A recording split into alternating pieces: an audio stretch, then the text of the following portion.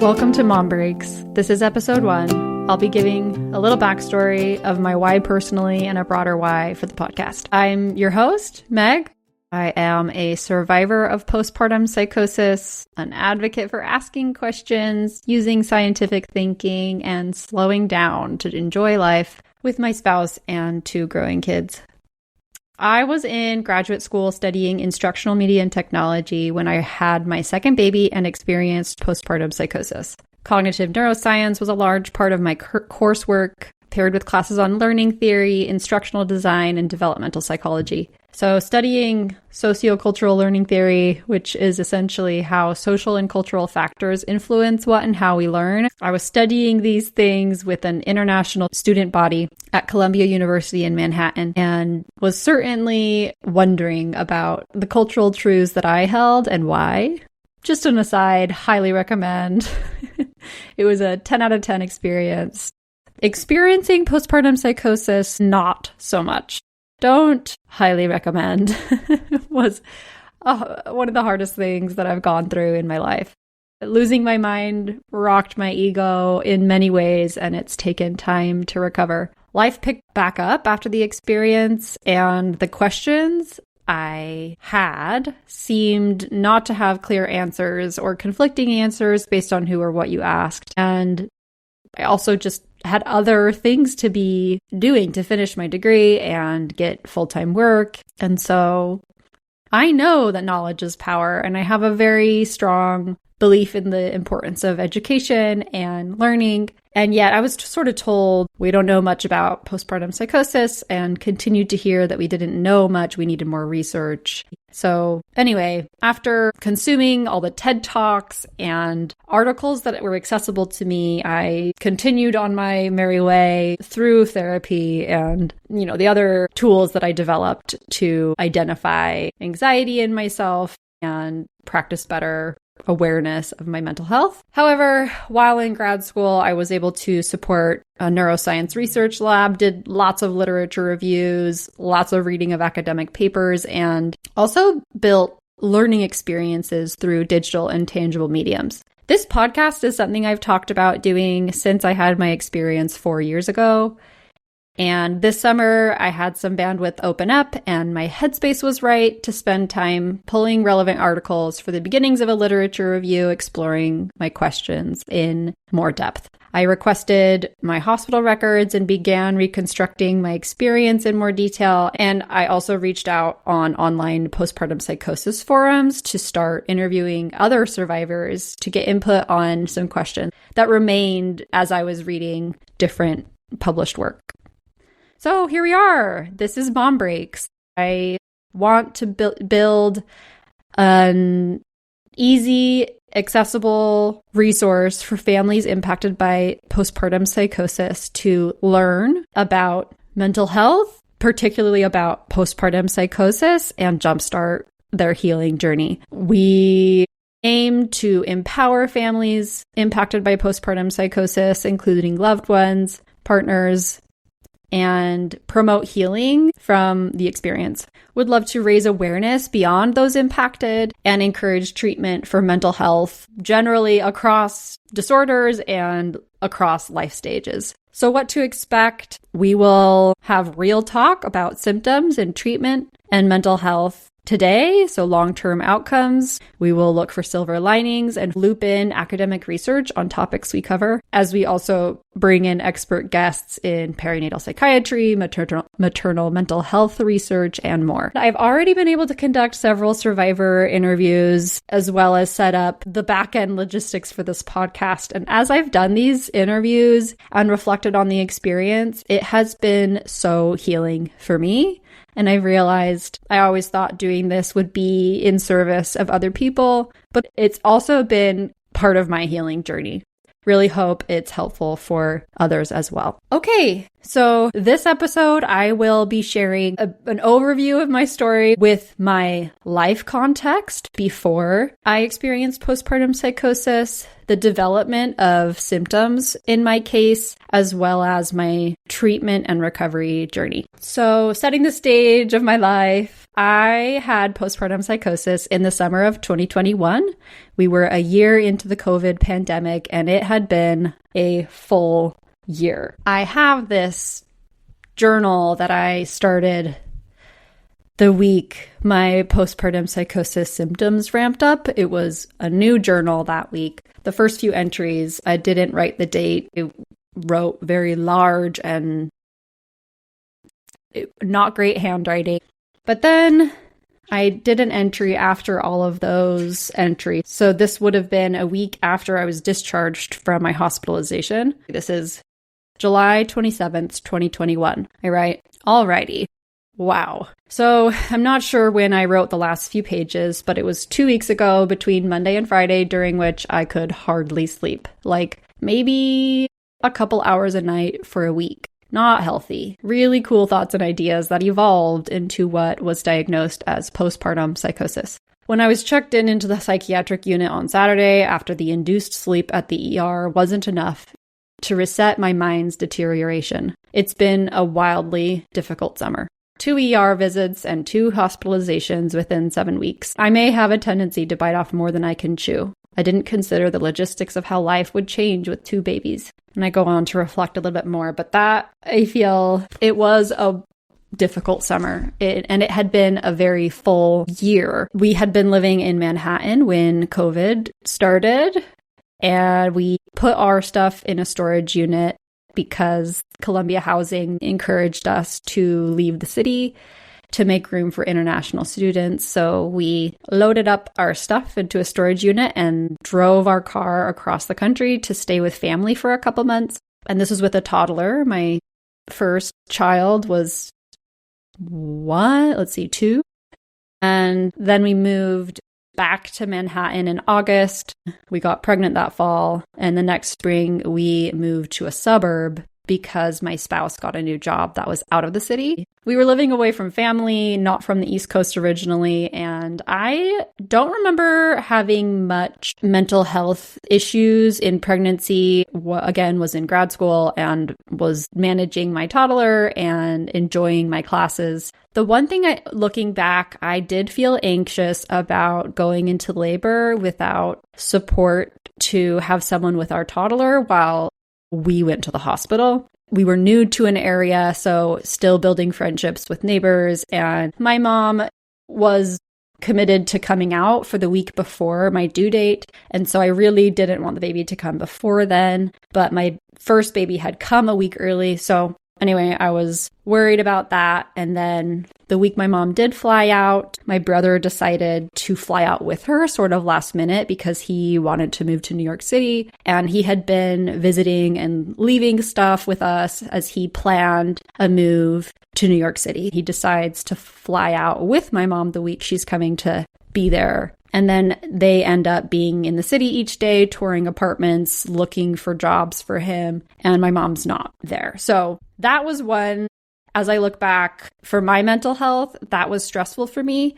I was feeling anxious about having support for my toddler. And then there were dynamics there that were tricky. And my brother was also clearly not in a great headspace when he landed in New York City. We had a cousin who had died by suicide the year prior while we were visiting family in the COVID summer. He had taken his own life, and we as a family had been talking about how important it was to talk about when we're feeling depressed, if we're feeling down. And I saw some tendencies in my brother that were worrying, and he was moving to my area. So I felt responsible to support him in this transition that had been hard for me, frankly, to move to New York City. It's hard to start a new life in a new place, particularly New York City. Anyway, my birth was pretty smooth. I had planned to labor without an epidural and was able to do that. It was fast. My water broke in the middle of the night and contractions started,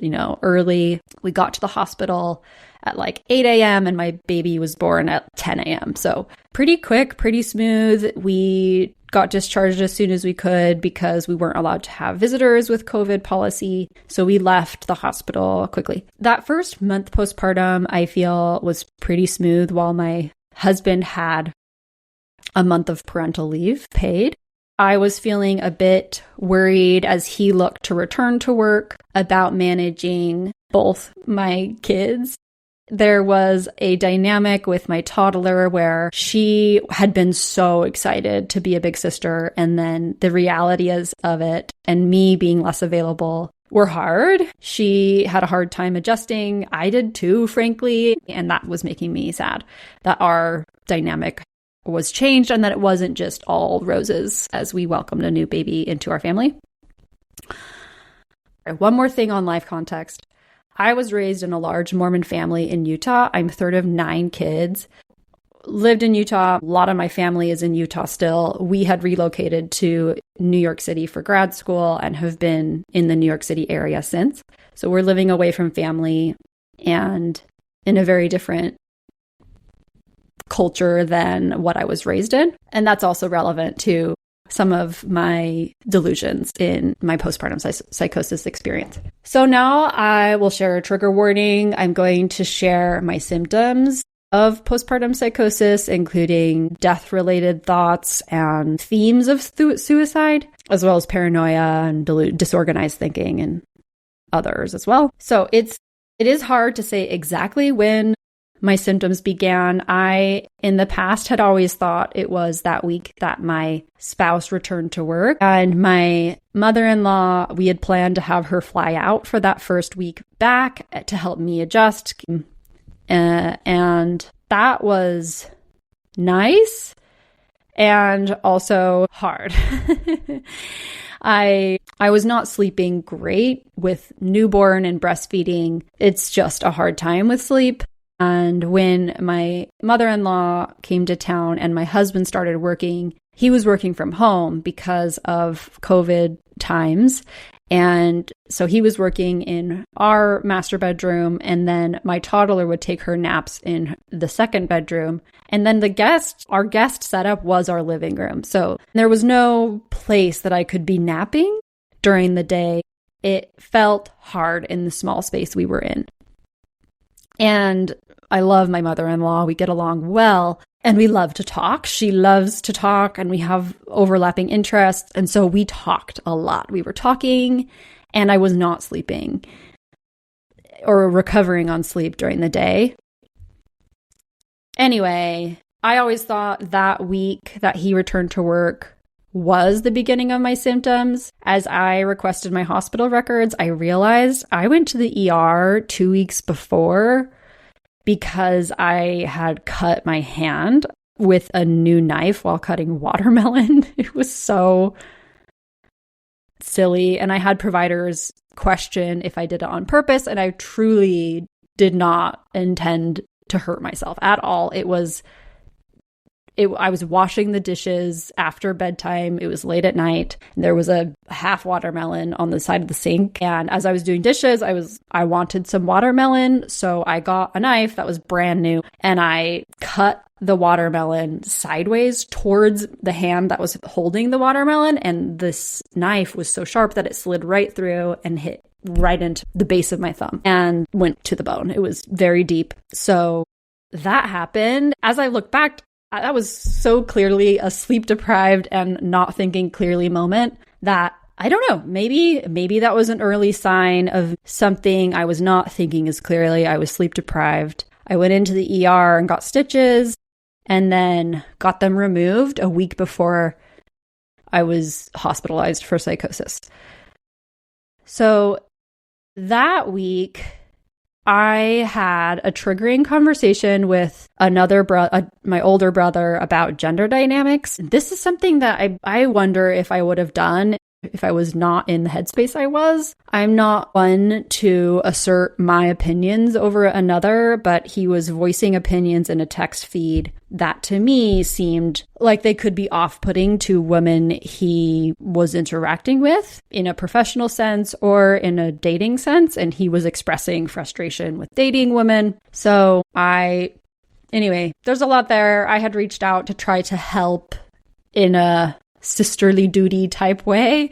He did not appreciate it. He was a bit mean about it. I felt manipulated. I didn't feel appreciated. I felt sort of ridiculed.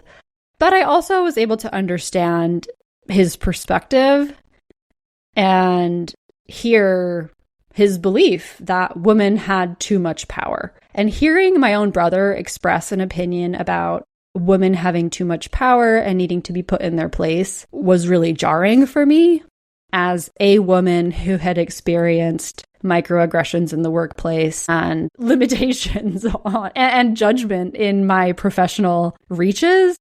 So it was wild to me that my own brother had these beliefs that advocated to have me have less power when I felt and still feel that we need to support women, particularly in professions that are dominated by males, helping them to know how to navigate a male-dominated environment. And this conversation was triggering for me. It stressed me out. I couldn't sleep that night. That after talking to him, I started having insomnia.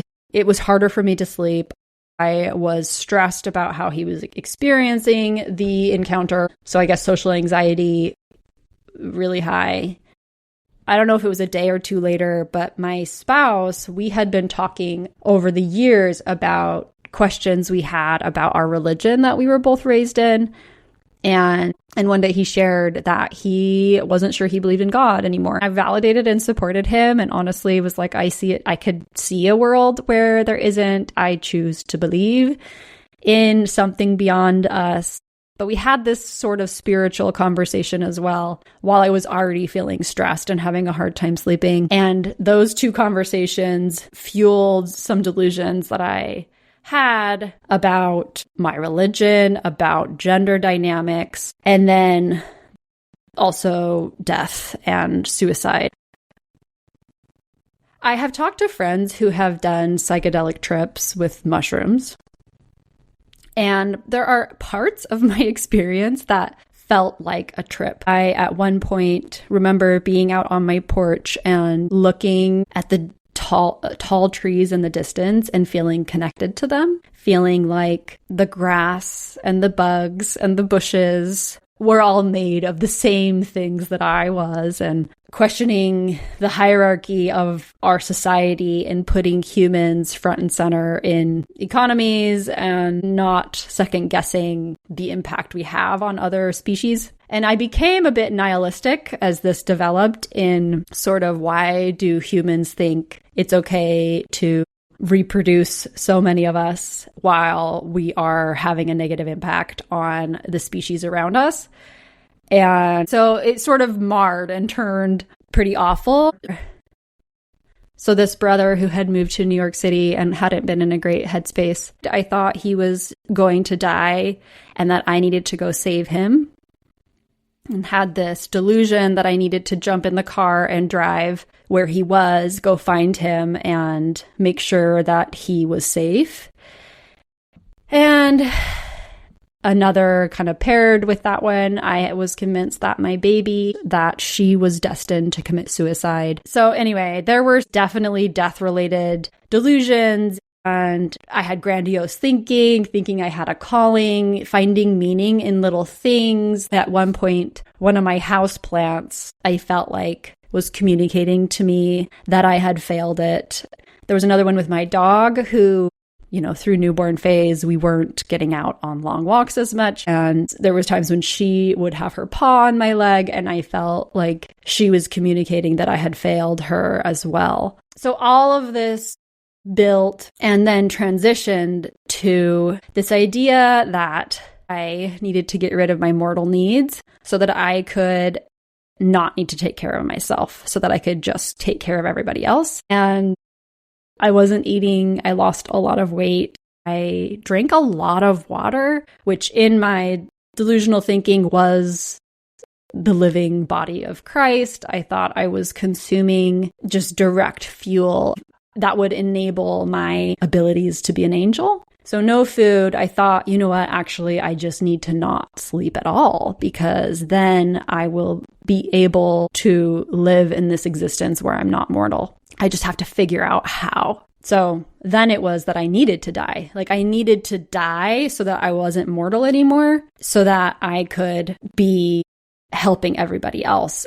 At one point, I was on our porch and there were landscapers in our neighborhood with chainsaws doing the bushes. And I thought, okay, this is it. They're going to come get me with a chainsaw. Like, this is how I'm going to die. And then that didn't happen. But I was constantly looking for how I was going to die. But I knew that I wasn't going, like, I didn't go grab the chainsaw myself. It was looking for how death would come. The closest and scariest moment through was likely when my spouse and mother-in-law had agreed that we needed to get professional help because I had bizarre behaviors. I was swearing a ton.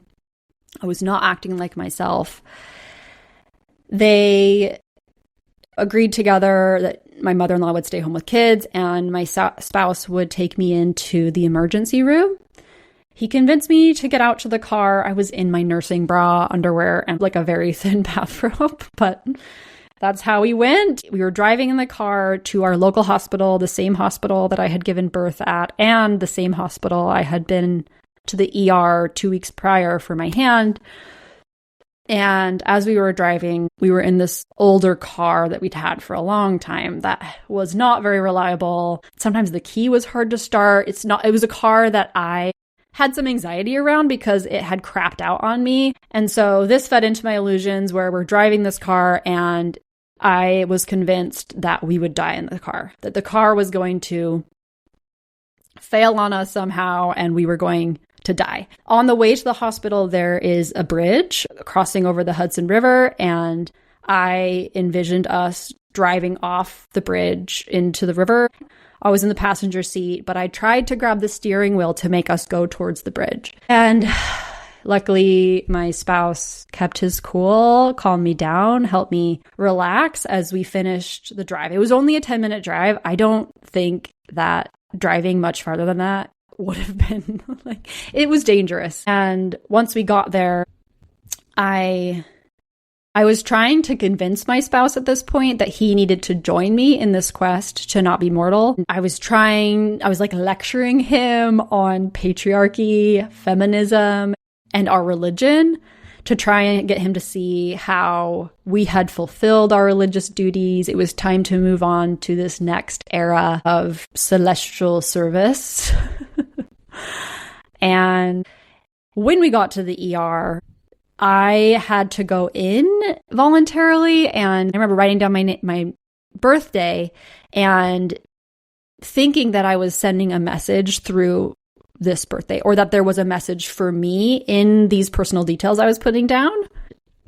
I was not thinking clearly, but luckily the same doctor that had helped stitch up my hand the 2 weeks prior, she was there that day and she came out to the front desk. And as soon as I saw her, I immediately trusted her. And in my mind, she was going to be a guide for me. I was now going to be able to learn how to do this celestial being, not mortal existence. So I latched onto her arm and she brought me back. The same female doctor administered a dose of Haldol in my arm. It's an antipsychotic. So that put me out. I don't remember what they told me when they put it in, but I remember as soon as they put the needle into my arm that I panicked and I looked down and I tried to grab the needle and they held my hand away. And then I remember sleeping or being unconscious. When I woke up, I was very paranoid of any man. I had a consult with a male psychiatrist who I did not trust. I started going off on a rant about patriarchy. And then they got a female psychiatrist instead who, was able to have a more coherent conversation with me. Coherent is probably not the right word. My husband convinced me that I needed to go to the psych ward. In my delusions, I thought this was a place where I would be trained to not need to eat or sleep or take care of myself. So I thought that these people were going to be my guides, that I was going to learn from them. And then when my husband dropped me off at the psych ward, in my mind, I was never going to see him again because he hadn't been convinced to join me. So I was in a general inpatient psych ward. It was very clear to me pretty soon that this was not some perfect training place. And for me, a big part of what I think helped me come to was breastfeeding. I was breastfeeding and my milk, I had a lot of milk and it was not a norm to allow patients to pump. So I think that helped me trigger into like, wait, this isn't some perfect place. I'm having to really advocate for myself to be able to pump so that I don't lose my milk for my baby. And I didn't know how long I'd need to be there, but I realized that I wanted to get back to my baby, that I was not with my baby, that I wanted to be with her. I wanted to be nursing. I didn't want my milk to dry up so that I wouldn't be able to nurse her. And so I would say, and I looked at my hospital record, I had that Haldol dose in my arm in the ER. And then the next day they gave me an oral dose of Haldol. And then from there, they gave me lorazepam in the evening. And that is all I had. When they discharged me, they sent me home with a prescription for lorazepam. So I was in the psych ward for 5 days. And luckily for me, my delusions made me trust the nurses. I took my medications. I was eager for them to teach me and to train me. So I feel lucky that I know that sometimes delusions can prevent patients from taking their medication. For me, it was the opposite. So now I'd like to shift to my long-term recovery. Like I said, this shocked me. When I came down, I was still in the psych ward and realized no, I'm in a psych ward. I lost my mind. I was psychotic. Why did this happen to me? I then was in the process of, okay, what now? This happened. I was not in my right mind. I was not my usual self. And now what do we do? Now what does this mean? Can I trust my brain? Can I trust my thinking? And, I got all my appointments I needed set up to be discharged and had my primary care follow up the next week, who had me stop taking the lorazepam, which I was taking in the evenings to help fall asleep. And instead, we talked about sleep hygiene, and I used melatonin was, on nights when I needed it, I would take that, and rarely sleeping pills. But sleep was sort of my focus. As I came out of that, I still had a newborn, and I just became really focused on trying to protect my sleep hygiene. Grad school was a welcome structure as I looked forward. I didn't know if I'd be able to finish my degree. I felt pretty overwhelmed at life, but I kept my classes registered and said, I'll just do the first week and see how it feels. And I was able to do that semester and the next and the next, and I did finish my degree, which was a huge accomplishment, I felt. So anyway, for me, part of my recovery was processing and understanding what happened to me. I remember there was a TED Talk that my husband had found while I was in the hospital that we watched together when I got home. And I very quickly found MGHP3, which is a hub of research on postpartum psychosis out of Massachusetts General Hospital in Boston. I became a research participant very soon after I had my experience, and just wanted to support better understanding to inform treatment for women in the future or families in the future. I didn't love group therapy. I went to group therapy that was not postpartum specific, and that felt unhelpful.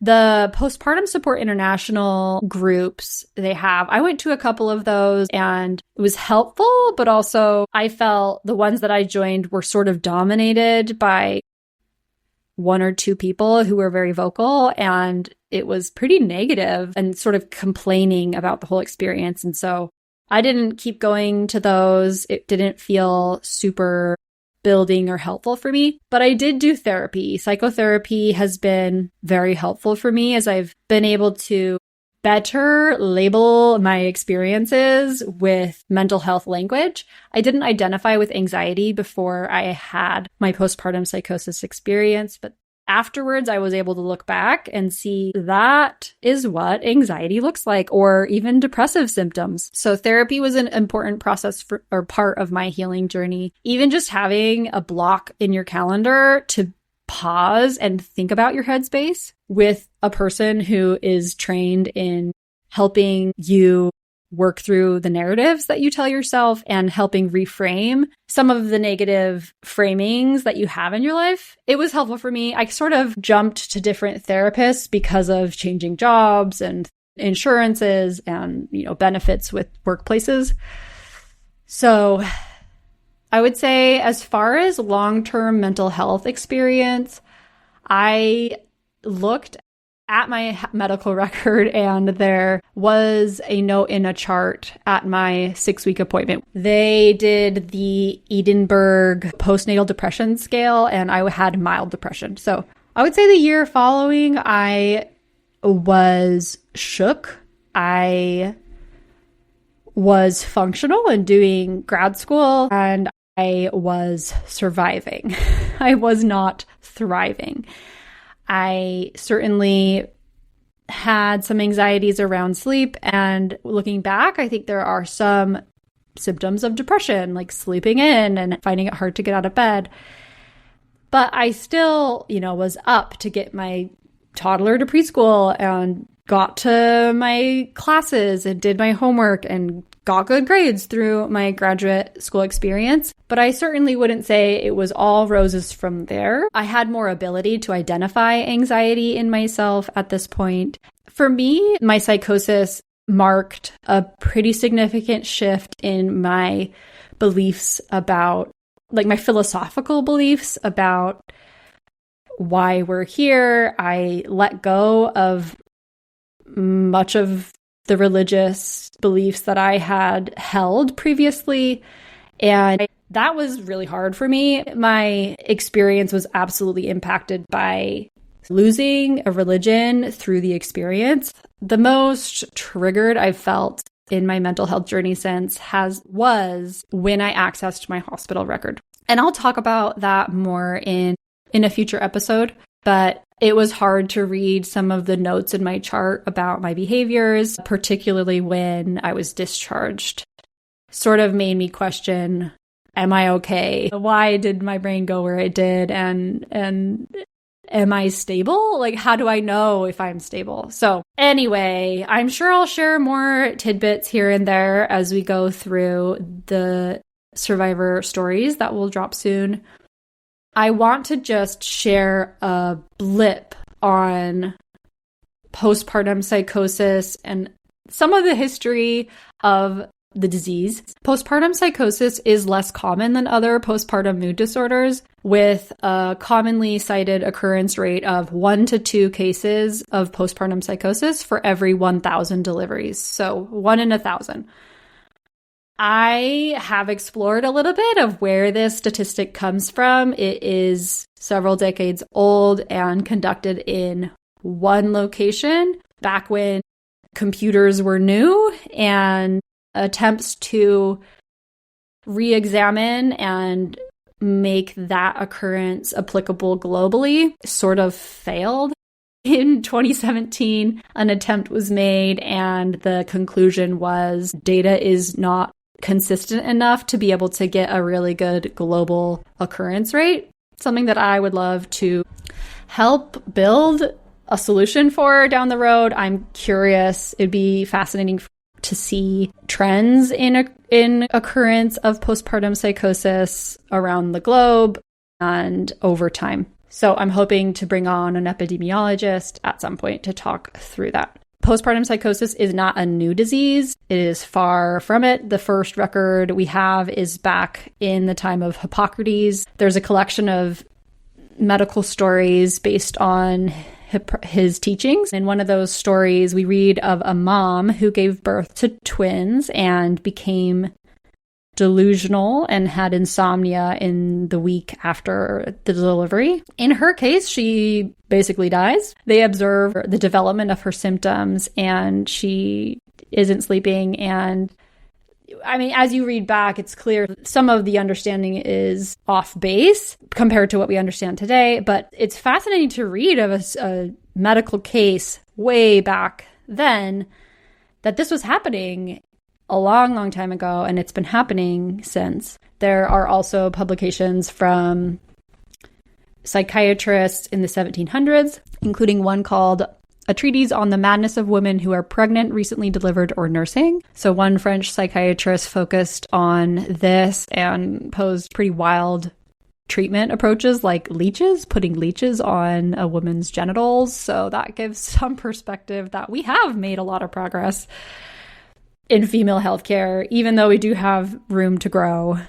I am excited to look at how current research is still exploring some of his ideas, like the role of the immune system and the endocrine system, which we'll touch on as we explore various survivor stories. I do want to note that postpartum psychosis is inherently difficult to study. There's a low occurrence rate. It's an emergency situation. So a lot of the research we have is observational studies where we look at what has happened and then look for relationships. It wouldn't be ethical to use the gold standard of research, which is the randomized controlled trials. We couldn't ethically try to trigger psychosis for a postpartum mom and or use placebo treatments in the treatment of a psychiatric emergency. So a randomized controlled trial allows you to isolate and prove a cause and effect relationship, but we're still able to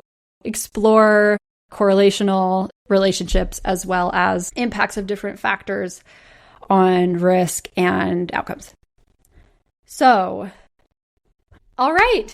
In the next series of episodes, you will meet women with different lives, different families, cultures, and histories. Their stories show how postpartum psychosis doesn't happen to one type of person. It happens to real people in real communities across contexts and around the world. I hope to communicate a message that you are enough, you are worth being cared for. These things aren't your fault. You're not alone. A diagnosis doesn't define you. It can give language to understand symptoms that are there regardless. And remember to forgive yourself for any part of the experience that you have guilt over. It happened. Allow others to forgive you too. I believe in the neuroplasticity of the brain and of humans to learn with continued positive touch points. Listening here is its own kind of break. So thank yourself for showing up. This has been Mom Breaks. Remember to be kind to your mind. Thanks for listening.